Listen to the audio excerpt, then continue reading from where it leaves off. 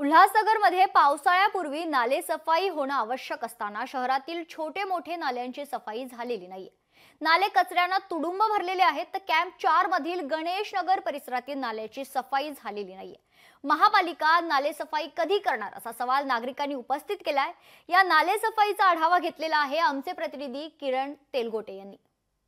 आज उल्हासनगर मधील नाले सफाईची रिअलिटी चेक करण्यासाठी आपण नाल्याच्या शेजारी आपण आलेलो आहोत आणि आपण पाहू शकता की हा उल्हासनगर मधील एक कॅम्प 4 मधील गणेश नगर परिसरातील हा मोठा नाला आहे आणि या नाल्यावरती आपण पाहू शकता की जे ढिगारे जे आहेत ते साचलेले आहेत। त्याचप्रमाणे प्लास्टिक असेल, इतर साहित्य असेल, त्यांनी तुडुंब असा भरलेला हा नाला आपल्याला पाहायला मिळतोय। महापालिका पावसाळ्यापूर्वीच नाले सफाई करते असा जो दावा आहे तो देखील इथं फोल ठरताना दिसतोय। त्यामुळे महापालिका आता ही नाले सफाई करणार का असा जो प्रश्न आहे तो आता उपस्थित केला जात आहे। कॅमेरामन सरफराजसह किरण तेलगोटे, लोकशाही मराठी, उल्हासनगर।